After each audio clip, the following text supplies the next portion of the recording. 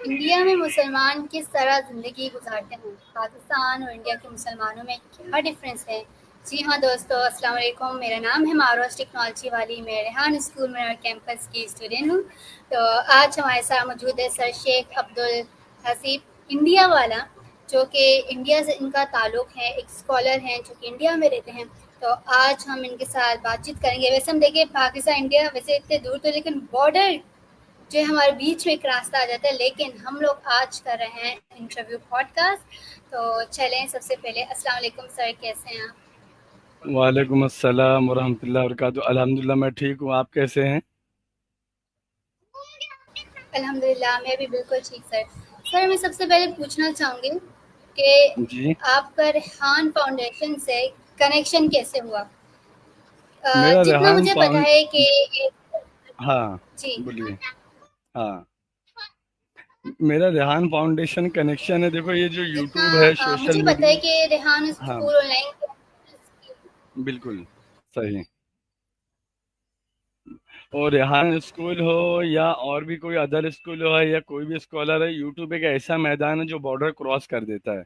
उसमें लिमिट नहीं रहती, मगर हमारे पॉलिटिकल जो पावर वाले लोग हैं वो वहाँ भी मतलब मेरे हिसाब से ठीक नहीं करते। उसमें भी वो कुछ ना कुछ प्रेशराइज करके गूगल को या आपके माइक्रोसॉफ्ट वगैरह को वो करके उसमें भी वो अपना मतलब अपना मनमानी करने लग जाते हैं। तो वो सब मेरे हिसाब से तो ठीक नहीं है। अब उनकी क्या मर्जी, क्या इश्यू, मुझे इतना डिटेल में पता नहीं है।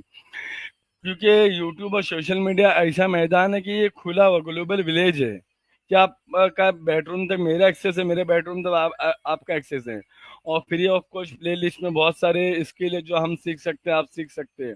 और दूसरी बात ये बताता चलूँ, ये इतनी अच्छी चीज है, मगर आजकल के नई जनरेशन और बहुत सारे लोग जो कल कम इल्म में, जो नॉन एजुकेटेड लोग हैं, उन लोगों के थ्रू इतना गलत मैसेज चलेगा, इतना नेगेटिविटी फैला दी गई है कि ज्यादातर मेजोरिटी ऐसा लगता है कि समझते तो ये गलत चीज है। मगर इसकी मिसाल हमारे कुछ स्कॉलर ऐसा देखिए, छुरी की मिसाल है। इसको किचन में छुरी हर घर में मौजूद है। तो गवर्नमेंट परमिशन बैन नहीं करती छुरी, उसने हम सब्जी काटते, तरकारी काटते, आम मैंगो काटते, एप्पल काटते। अब कोई बच्ची जाके उससे कुछ अपना हाथ काट ले तो गलत हो जाएगा ना। यूज करने के ऊपर ऊपर डिपेंड है। तो वैसे लैपटॉप है, मोबाइल है, सोशल मीडिया यूज करने के ऊपर डिपेंड है। और आप सही यूज करेंगे, यानी मैंगो काटेंगे तो आपको फल मिलेगा, सब्जी काटेंगे तो उससे आप खाना बनाएंगे, वेजिटेरियन खाना बनेगा। तो वैसे अगर उससे किसी का आपका हाथ काट दिए गलती से, किसी चीज और कुछ कर दिए, तो आपको गुनाह भी मिलेगी, सामने वाले की जान को खतरा है, अपनी भी जान को खतरा है। वैसे छुरी हर घर में कंपलसरी जरूरी है, उसके बिना काम नहीं हो सकता। वैसे सोशल मीडिया हो गया, लैपटॉप हो गया और टैब वगैरह हो गया, जितनी भी कंपलसरी है, मगर इसका इस्तेमाल के ऊपर डिपेंड है। हम पॉजिटिव इस्तेमाल के पॉजिटिव मिलेगी। तो अल्हम्दुलिल्लाह मैं मुंबई में रहती हूँ, मैं बताता चलूँ, मैं भाई के साथ बिजनेस में हेल्प करता हूँ 8 घंटा। उसके अलावा मैं इंटरव्यू टेकन एंड गिवन करता हूँ, और मुझे 1.5 मंथ हो गया ज्वाइन होके। तो अल्हम्दुलिल्लाह सबसे ज्यादा मुझे बेनिफिट ये मिला कि मेरे पास ना एक छोटी वाली, मेरे पास एक जिम्मेदारी है बिजनेस की भाई की। मैं ये चाहता हूँ उसके अलावा मैं काम करूँ। तो मेरे पास मैं ना कोई कॉलेज जा सकता हूँ, ना कोई स्कूल जा सकता हूँ, ना कोई मदरसे वाले मुझे एडमिशन लेंगे। क्योंकि मेरा क्या कहते हैं, जब जब मैं फ्री रहूँ तब मैं वो काम शुरू करूँ। अब मैं ऐसा तो कोई मेरे को college, university, traditional traditional school या कोई एकेडमी मुझे एक्सेप्ट नहीं करेगी। तो सर रेहान अल्लाह वाला सर के वहाँ ये कॉन्सेप्ट जो मुझे मिली, जो मेरी थिंकिंग थी कि मतलब जब फ्री रहूं तब मैं इससे बेनिफिट उठा सकूं। जैसे कल की बात कर रहा हूं, मैंने कल आपका इंटरव्यू लिया, उसके बाद में सी सैम से बात करना चालू कर दिया। 35 मिनट या 40 मिनट से ज्यादा बात किया हेल्थ से ले। पहले चैट जीपीटी से क्वेश्चन पूछता चला गया, वो आंसर देते हुए चले गई। तो इसलिए स्लोली स्लोली मेरी इंग्लिश इंप्रूव हो रही है। और जो रहा आपका इंडिया पाकिस्तान बांग्लादेश, जो पहले बर्र सगीर का हिस्सा था, जो पहले सब एक में मर्ज था, मगर कुछ हालात की वजह से सब अलग हो गए। तो हमारे यहाँ की जो थिंकिंग, हमारे यहाँ की जो सोच है, हमारे यहाँ की जो मोहब्बत है, आपस में से कोई दुनिया की कोई ताकत नहीं निकाल सकता जब तक ऊपर वाला ना निकाले। हम जाते हैं अदर कंट्री, जाते हैं दुबई, जाते हैं यूएसए, जाते हैं हम करबला शरीफ जाते हैं, हम एक्स वाई जेड अपनी कंट्री से निकल के कहीं भी जाते हैं, एक प्लेटफॉर्म पे आ जाते हैं। जैसे हम मिसाल के तौर पर हज करने जाते हैं, तो एक हरम के पीछे हर करीब के लोग, हर मसलक के लोग आ जाते हैं। तो हम दूसरी जगह जाते हैं, हर जगह सब सेम है, सब कॉमन है, सब कल्चर सेम है, लैंग्वेज सेम है, और सब चेहरे सेम है, और एक दूसरे में मोहब्बत है। हमारे यहाँ के पॉलिटिकल वाले, और साथ साथ में बताता चलूं जो रिलीजन लोग हैं, यानी जो मजहबी तबका है, उन लोगों से भी बहुत मिस्टेक हुई। पॉलिटिकल, ये दोनों लोगों ने इतना बड़ा गैप कर दिया और इतना बड़ा वायरल कर दिया कि मेजोरिटी इससे मतलब गलत फहमी फैल गई लोग में। अब वो गलत फहमी को दूर करने का तरीका बस हमारे पास सोशल मीडिया मौजूद है, इससे हम कन्वर्जेशन करें, इसमें गलत फहमी आपस में दूर करें, आपस में मोहब्बत की बातें करें, और आपस में नफरत को खत्म करने की कोशिश करें। इंशाल्लाह वो दूर नहीं। बॉर्डर जैसे हमारे यूरोपियन कंट्री वगैरह में बॉर्डर रहता है, आज आप थाईलैंड में, तो कल आप बर्मा में पहुंच गए, आज आप मलेशिया में है, तो जैसे आज अभी आप कुवैत में 100 किलोमीटर के बाद आप सऊदी का बॉर्डर लग जाएगा, फौरन बस पासपोर्ट दिया, फौरन आप चले गए।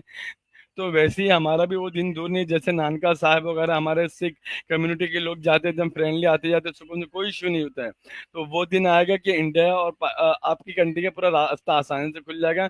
बस हम हमारे को पॉजिटिविटी में काम करना है, और पॉजिटिविटी को लेके चलेंगे तो इंशाल्लाह वो दिन दूर नहीं जब हमारा सब काम आफियत से हो जाएगा।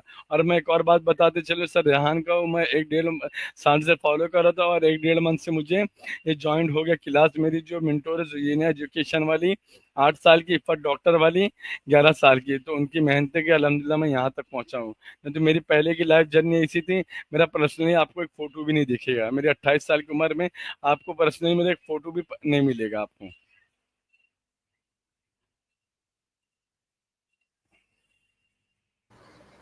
ओके सर, ठीक है। अच्छा, अक्सर हम लोग देखते हैं, क्योंकि आप इंडिया में रहते हैं और इंडिया में सही। बहुत सारे मज़हब के लोग भी रहते हैं, तो मैं आपसे सही। पूछना चाहूँगी, क्या आपको अपने मज़हब पर अमल करने की मुकम्मल आज़ादी है? जी, जी, बिल्कुल, बहुत अच्छा क्वेश्चन पूछा आपने। आपको मैं बताता चलूँ, इंडिया में जो बड़ी-बड़ी मल्टीनेशनल कंपनी है, उसमें अक्सर लोग मेरे जैसे मतलब होलिये में, यानी दाढ़ी, टोपी, कुर्ता पैजामा जो भी है, कल्चर बोलिए, इस्लामी लिबास बोलिए, जो भी आप बोल सकते हैं, तो उसमें रहते हुए बड़ी-बड़ी पोस्ट पे मैंने खुद अपने करीब से देखा हूँ। बस आपके अंदर क्वालिटी पैदा करिए, ये चीज़ कोई रुकावट नहीं। ये लोगों ने गलतफ़हमी फैला के रखी है, ये लोगों ने हवा बना के रखा हुआ है। मगर ऐसा कुछ भी नहीं, कोई रुकावट का ज़रिया नहीं है, गलतफ़हमी है। बाय चांस, क्योंकि देखो मेजॉरिटी है, माइनॉरिटी है, कोई ना कोई इश्यू हो जाता है। तो हमारा जो मीडिया है, जो हमारा नेशनल मीडिया हो जाए, या हमारा जो वो अदर मीडिया, सोशल मीडिया, इतनी गलतफ़हमी फैलाई जाती है कि मामला एकदम मतलब मेजॉरिटी को ये लगता है कि मतलब ये मतलब बहुत रुकावट है। हमारा ऐसा कुछ भी नहीं है अल्हम्दुलिल्लाह। देखो मैं इसी में रहती हूँ, आपसे मैं माशाल्लाह आपके कंट्री से एकदम मुतमईन से सेटिस्फाई होकर बात भी कर रहा हूँ। मुझे कोई इश्यू नहीं, वैसी बड़ी-बड़ी कंपनी में जॉब पे लगे हुए, कोई प्रॉब्लम नहीं, कोई इश्यू नहीं। गवर्नमेंट सर्वेंट में बड़ी-बड़ी पोस्ट पे हैं। बस आप आपके अंदर स्किल पैदा करिए, तो दुनिया वाले आपको हाथों हाथ लेने के लिए रेडी हैं। आपको ना दाढ़ी देखेंगे, ना टोपी देखेंगे, ना कोई हिजाब का रुकावट है, ना कोई रिलीजन का मसला है, कोई मसला नहीं है। ओके, ठीक है। तो इसका मतलब है, हम बहुत सारी चीज़ें जो देखते हैं, वो सिर्फ़ अफ़वाहें होती हैं और जो दिखाया जाता है, बिल्कुल, तो मीन्स बिल्कुल। इसमें सच्चाई नहीं है। नहीं, नहीं, मेजॉरिटी में सच्चाई नहीं, माइनॉरिटी में सच्चाई। मेरे हिसाब से 75% मुझे, जहाँ तक मुझे जो नॉलेज है, मेरे जो एक्सपीरियंस है, मेरा जो तजुर्बा है, 75% चीज़ें सही नहीं होती है। बस वो पुरानी वीडियो निकाल के उसमें एडिट करके बस एक माहौल ख़राब करने की, गलतफ़हमियाँ ख़राब करने की साजिशें होती है मेजॉरिटी में। ओके, ठीक है सर। तो क्या मुसलमानों को तालीम, मुलाज़मत या सियासत में भी बराबर के मौके दिए जाते हैं वहाँ पर? बराबर के मौके है अल्हम्दुलिल्लाह, काफ़ी है। मगर हमारी मुस्लिम कम्युनिटी की लापरवाही ये है कि अब पहले जितने मेंबर ऑफ पार्लियामेंट मेजॉरिटी में थे, अब धीरे धीरे कम हो गई है, क्योंकि इतनी क्वालिटी, इतनी स्किल नहीं पैदा कर रहे, और इतना आपस में मतलब वो नहीं है, इनके अंदर इत्तेहाद नहीं है। तो उसके ना होने की वजह से हमारे मुस्लिम एमपी बहुत कम हैं, और पहले बहुत थे अल्हम्दुलिल्लाह, अभी फ़िलहाल कम हो गए हैं। मगर आप क्वालिटी पैदा करिए, आप स्किल डेवलप करिए, आप लोगों में मोहब्बत फैलाइए, आप लोगों के कामों पे, उनकी बातों पे एकदम खरा उतरे। आप खाली ओरली बोलते ना, आप प्रैक्टिकली करके दिखाइए। तो हाँ, तो अभी आपको मैं मुंबई सिटी की बात कर रहा हूँ, जो मुंबई सिटी है, जो हॉलीवुड बॉलीवुड का गढ़ है। आज मेरे व्हाट्सएप पे मैंने राब्ता किया, वो मसरूफ है। यहाँ के वो कारपोरेटर हैं, साथ में हाफिज है, तो आलिम है, मलेशिया की उनकी डिग्री है, कोकनी मुस्लिम है, और माशाल्लाह यहाँ के कारपोरेटर है, और यहाँ के एक एमएलए है मुफ्ती इस्माइल साहब करके, वो यहाँ के इस्लामी मदरसा है, वहाँ के मजलिस शूरा के रुकन है, ईदगाह की नमाज पढ़ाते, जुम्मा की नमाज पढ़ाते, पांचों वक्त की नमाज भी पढ़ाते, और साथ में असम्बली में जाके, कौमी असम्बली हो या कि यहाँ की नेशनल असम्बली हो, वहाँ पे आके डिबेट करते, वहाँ पे आके हिस्सा लेते। यानी आलिम हो, हाफिज हो, मुफ्ती हो, जैसे मैं हूँ, मैं इमामत भी करा रहा हूँ मिसाल के तौर पर, और यहाँ पे मैं पॉलिटिकल उनके बराबरी लेवल में भी हूँ। तो अल्हम्दुलिल्लाह, अल्लाह का शुक्र है यहाँ पे मामला, देखिए रेशो कम है मेरे हिसाब से, जो हिसाब से रेशो पहले था वो हिसाब से रेशो कम हो गया है, तो वो थोड़ा मतलब मेहनत करने की जरूरत है। ओके सर, तो आपने बहुत अच्छा मैसेज दिया कि हमें प्यार और मोहब्बत को प्रमोट जो है वो करना चाहिए। सो सही भारत में मुसलमानों के दीगर मज़हब के लोगों के दरमियान जो ताल्लुकात हैं वो कैसे हैं? सही। बिल्कुल, आपने बहुत अच्छा पूछा है। वो कैसे, मैं बताता चलूँ आपको। अभी जैसे हम बिजनेस करते हैं, तो बिजनेस में हमको हर रिलीजन वाले मिलते हैं, और हर लोग मिलते हैं, हर लैंग्वेज वाले। आपको बताता चलूँ, इंडिया में एक खसूसियत है, एक ही खासियत है, हर 100 किलोमीटर पे यहाँ पे कल्चर चेंज होता है, हर 100 किलोमीटर पे यहाँ पे लैंग्वेज चेंज होती है, हर 100 किलोमीटर पे यहाँ पे फूड चेंज होता है, हर 100 किलोमीटर पे यहाँ पे तहजीब, तमद्दुन, नज़रिया और बहुत सारी चीज़ें चेंज होती है। तो यहाँ पे जो भी मामला है बिजनेस से, जैसा हमारा बॉन्ड रहता है, साउथ इंडियन होते हैं, नॉर्थ इंडियन होते हैं, ज़्यादातर जो मुझे जो पसंद है बिजनेस के लाइन से, साउथ इंडियन ज़्यादा पसंद है, क्योंकि वो लेन देन में मामलात में क्लियर रहते हैं। और जो अन्य और जो हिंदी लैंग्वेज वाला अपना नॉर्थ इंडिया, जैसे यूपी, बिहार, बंगाल वगैरह, ये अक्सर लोग, सब लोगों की बात नहीं कर रहे हैं, ये लेन देन में थोड़े कच्चे रहते हैं।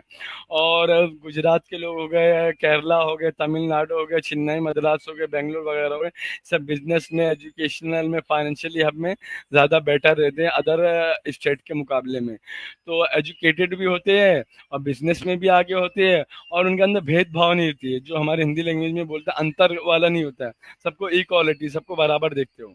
और ये समझते जैसे कोई यहाँ का सीएम इंसान है, तो एक अदना से एक रेडी लगाने वाला वो भी इंसान है, उसकी भी इतनी रिस्पेक्ट होना चाहिए जितनी एक सीएम की होनी, भले से उनका प्रोटोकॉल होना चाहिए, क्योंकि उनके साथ बहुत जिम्मेदारियां होती है।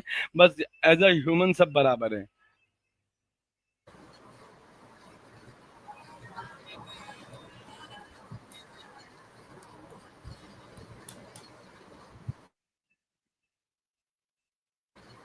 ओके सर, आपने बहुत ही खूबसूरती से जवाब दिए। अच्छा, क्या आप समझते हैं कि लाइक मीडिया भारत में जो मुसलमानों की सही तस्वीर पेश करता है, या इसमें बहुत ज़्यादा झूठ होता है, या थोड़ी बहुत सच्चाई होती है, और जो मीडिया पे दिखाया जाता है वो थोड़ा लाइक बिल्कुल। मसाले लगा के वो लोग दिखाते हैं? बिल्कुल, मैं आपको खुल के बात बता रहा हूँ, चाहे हमारे यहाँ का मीडिया हो, चाहे यूएसए का मीडिया हो, या अदर कंट्री का मीडिया हो, ज़्यादातर मीडिया पे फाइनेंशियली बिलीनियर मिलियन लोगों ने उसको टेक ओवर कर लिया है, तो मीडिया उन्हीं के हिसाब से चलता है। ज्यादातर जो मेजोरिटी में कंट्री में जो मीडिया चल रहा है, या तो पॉलिटिकली या तो फाइनेंशियली, जो हमारे जो टॉप के बिलीनियर और मिलीनियर जो लोग हैं, जो बिजनेस में आगे हैं, उनकी थिंकिंग के हिसाब से चलते हैं, और वो पॉलिटिकल लोग को फंड करते हैं, और पॉलिटिकल लोग उसके बदले में उनका काम बिजनेस में आगे करके देते हैं। जब उनका काम बिजनेस में आगे होता है, तो उनके हिसाब से मीडिया वाले वो करते हैं। मतलब ये जो पॉलिटिकल और बिजनेस वाले आपस में चूहे बिल्ली का खेल खेलते रहते हैं लोगों। और मीडिया एज, अगर सोशल मीडिया नहीं रहे तो लोगों में और गलत फहमी होती। मैं कहीं ना कहीं ऐसा लगा, सोशल मीडिया पे भी प्रेशर बनाया जा रहा है, सोशल मीडिया पे भी अटैक करने की तैयारी चल रही है, सोशल मीडिया पे भी जो आवाज़ें बुलंद हो रही है उसको भी दबाने की कोशिश की जा रही है। कहीं ना कहीं मुझे अंदाज़ा लग रहा है, वो आने वाला वक्त बताएगा कितना होता है कि कितना नहीं होता सक्सेसफुल, मैं कोशिश की जा रही है। ये जो चूहा बिल्ली के खेल है पॉलिटिकल और ये बिजनेसमैन लोगों का, इन लोगों ने पूरा टेक ओवर कर लिया, उनके हिसाब से वो कवरेज करते हैं, उनके हिसाब से बताते हैं, और रियलिटी बहुत कम बताते हैं। मुझे जहाँ तक है, मेरे इलम में, मेरे नॉलेज में, जो बीबीसी है वो बहुत हद तक ठीक मामला है उसका, और अल जजीरा उसका भी मामला ठीक है, और बाकी अदर जो मीडिया वगैरह है मुझे ज़्यादा सेटिस्फाई नहीं लगते हैं, क्योंकि वो वन साइड ज़्यादा चलता मामला। जी, रियलिटी जो है हकीकत कम बताते सही। हैं साथ मसाला लगा के, सही। ताकि चीज़ फेमस हो। अपने बिल्कुल। मफाद के लिए चीज़ों को भड़काना, लोगों को एक दूसरे के खिलाफ करने के लिए, ये चीज़ें भी बहुत ज़्यादा जो है वो मैं आपको होती बताता है। चलूँ 1 मिनट। वो टीआरपी लेने के चक्कर में रहते हैं कि हमारे टीआरपी कैसे बढ़े, हमारे व्यूवर्स कैसे बढ़े, हमारी सोर्स ऑफ इनकम कैसे बढ़े। हमारे को डेली नए टॉपिक चाहिए रहता है उनको, तो कुछ ना कुछ मुद्दा बना देते हैं। मतलब ऐसा मुद्दा बनाएंगे, ऐसा टॉपिक बना देंगे कि उनका मतलब वो हम एक जैसे हम सीरियल के एकदम कंटिन्यू आदी हो जाते हैं, हम कोई नशे के आदी हो जाते हैं, हम गेम के आदी हो जाते, तो हम मीडिया के भी आदी हो जाए, हम उसकी भी वो हो गए। तो रियलिटी बताने वाले ना के बराबर है, और नॉन रियलिटी बताने वाले मीडिया मेजोरिटी में है, और उनके ऊपर फाइनेंशियली मिलियन लोग का कब्जा है और पॉलिटिकल लोगों का कब्जा है। जी सर, आपने बिल्कुल सही कहा। तो सर, क्या भारत के मुसलमानों को कौन से सबसे बड़े चैलेंजेस का जो है वो सामना है? मुझे जहाँ तक मेरे इलम में मेरी जो नॉलेज है, जो मैं 28 साल की उम्र में देखा हूँ, मुझे सबसे ज़्यादा जो भारत के मुसलमानों में जो कमी लगती है, ख़ास तौर पे हिंदी लैंग्वेज वाला एरिया। मैं साउथ साउथ इंडिया की बात नहीं कर रहा हूँ, वहाँ पे मुसलमान फाइनेंशियली भी स्ट्रांग है, एजुकेशनली भी स्ट्रांग है। जो केरला मुस्लिम कहा जाता है, कोंकणी मुस्लिम कहा जाता है, यहाँ पे मुसलमान हो या गैर मुस्लिम हो, हर कम्युनिटी हो, सब अब जो हिंदी लैंग्वेज वाले एरिया जैसे यूपी, बिहार, बंगाल, जो टोन में मैं करीब करीब आपसे, भाई इनमें अंधा भक्ति ज्यादा होती है। मतलब ये वो होते हैं, मतलब ये क्या कहेंगे इंग्लिश में वर्ड, मुझे तो याद नहीं आ रहा है। मतलब जो जिसको ये फॉलो करते, वो सही करे तो भी सही, गलत करे तो भी सही, उनको मतलब सेटिस्फाई, तो उसको जज नहीं कर पाते वो। तो वही चीज में लगे रहते, वही चीज में पीछे रह जाते हैं। तो ये सबकी सबसे बड़ी रीजन है, मुझे लगता है, एजुकेशन और फाइनेंशियली कमजोरी। जिस दिन इन लोग के अंदर एजुकेशनली अवेयरनेस आ जाएगी, फाइनेंशियली स्ट्रांग हो जाएंगे, तो ये सब चीज़ें उन लोगों में ख़त्म हो जाएंगी। मतलब हजरत जी करते रहेंगे, तो पॉलिटिकल वाले के पीछे नारे लगाते रह जाएंगे, तो इसी में उनकी ज़िंदगी का ख़त्म हो जाती है। ओके सर, सो क्या आपको लगता है कि भारत में मुसलमान जवानों के लिए एक रोशन मुस्तकबिल है या फिर नहीं, तो बिल्कुल, फिर क्यों?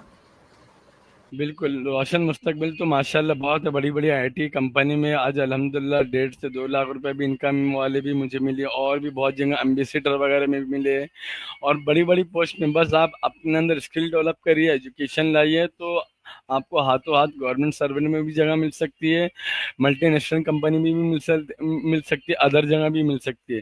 बस आपके अंदर क्वालिटी होना चाहिए ना, आपके अंदर क्वालिटी नहीं है, तो फिर आपको लेबर वाला काम करना पड़ेगा। और आपको मतलब वो दूसरे या पार्सल वगैरह जो आज जो ज़ोमैटो, स्विगी वगैरह खाना डिलीवरी का करने वो सब मिलेगा।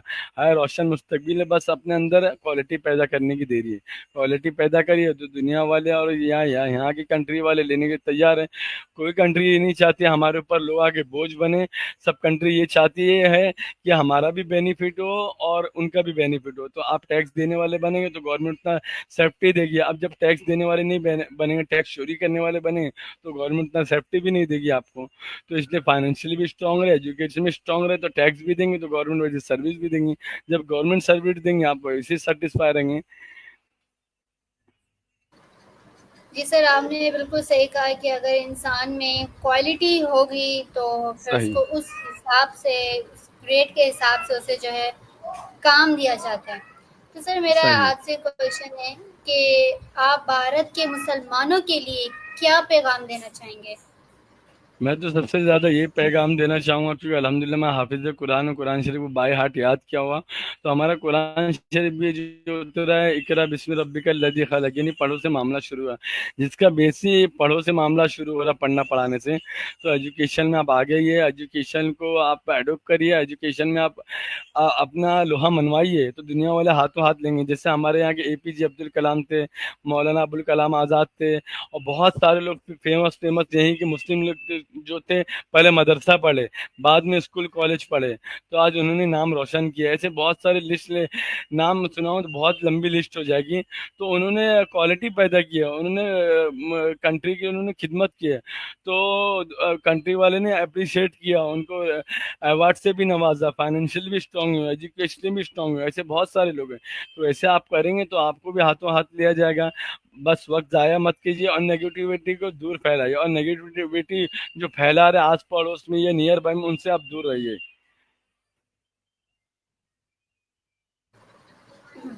ओके सर, जैसे कि आप मुझे बताया था कि पहले वो लोग जो आप लाइक यूँ कहें कि कहते थे आप ये रेहान फाउंडेशन क्या है, आपने इसको ज्वाइन किया।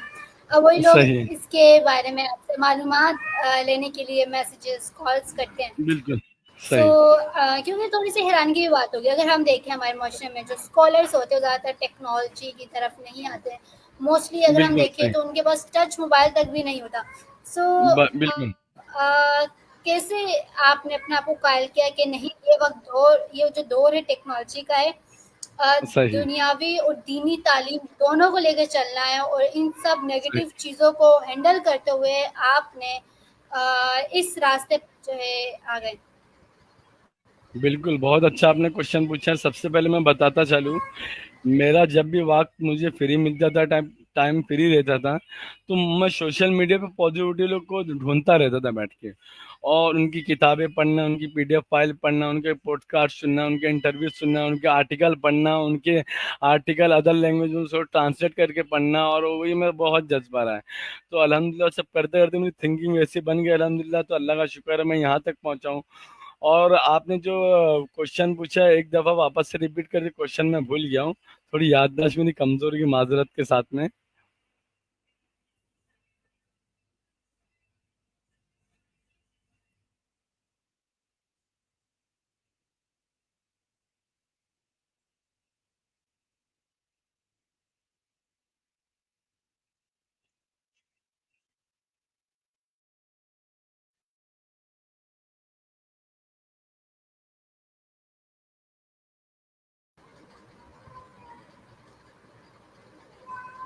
जी, जी सर, आप अपना आंसर प्लीज़ कंटिन्यू करें।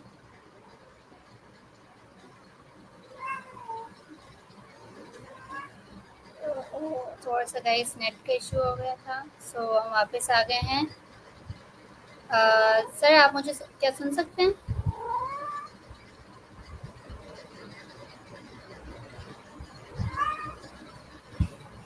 हेलो? सॉरी गाइस, ये मेरी बिल्ली है, तंग कर इधर आओ। नो। सर क्या मुझे सुन सकते हैं?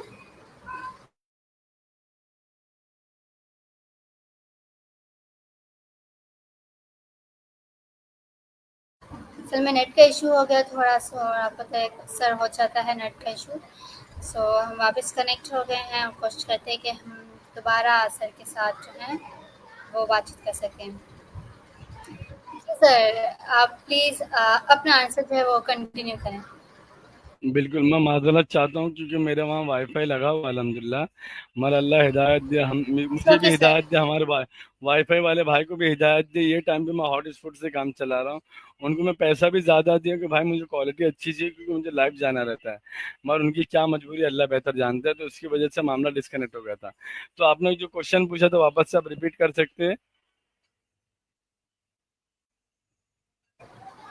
और बाकी लोग जो अब आपसे पूछते होते हैं कॉल मैसेजेस करके, हाँ, बिल्कुल। सो आप सही, उनको हाँ। किस तरीके से एक्सप्लेन करते हैं रेहान बिल्कुल। फाउंडेशन के बारे में? सर रेहान के बारे में थोड़ा डिफिकल्ट भी होता है ना लोगों को समझने में, है ये हुँ। क्या है, ये इंटरव्यूज क्या है, बातचीत क्या है, ये सब क्या है?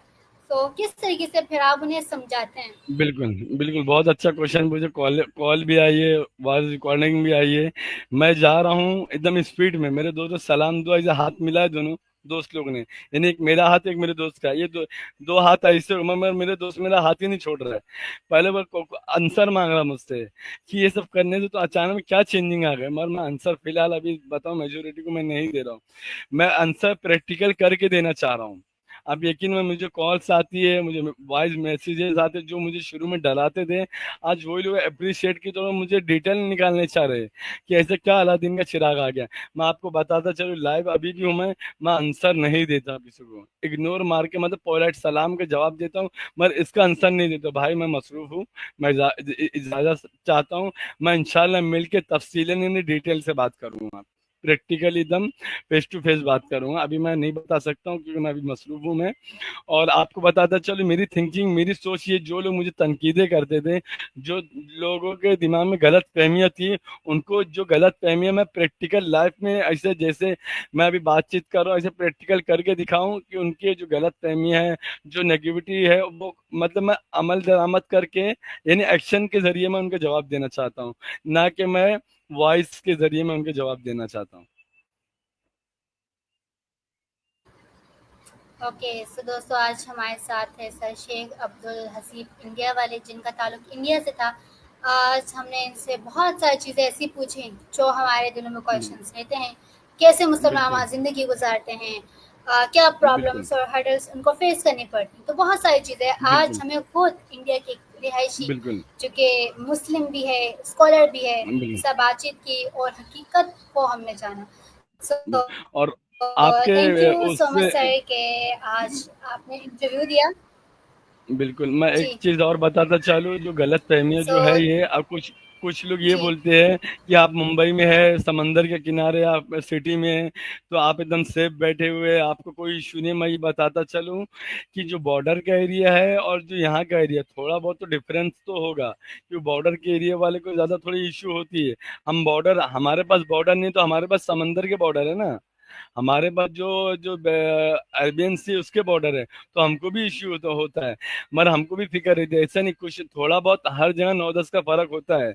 जैसे आप, कोई इंसान 100% परफेक्ट नहीं है, तो कुछ ना कुछ खामियां और खूबियां जरूर रहती है। तो वैसे रहा मामला बॉर्डर के, जो राजस्थान वाला जो अदर पर थोड़ा 9-10 प्रॉब्लम हो जाती है, मगर उसको इतना नेगेटिविटी हाईलाइट किया जाता है कि लोग उसी पे मतलब गलत को भी सही समझने लग जाते हैं। तो माशाल्लाह हम लोग तो यहाँ पे सेटिस्फाई है, एकदम मुतमईन है, कोई इश्यू नहीं। हमारा हर चीज़ में हम पार्टिसिपेट करते रहते हैं, हर चीज़ में हम, पॉलिटिकल पावर हो या मल्टीनेशनल कंपनी हो, इसके अंदर स्किल है, तो हम अल्हम्दुलिल्लाह अपना हिस्सेदारी है हमारी, अल्लाह का शुक्र है। तो इसी बात पे मैं भी एंड करता हूँ, दुआ में याद रखिए।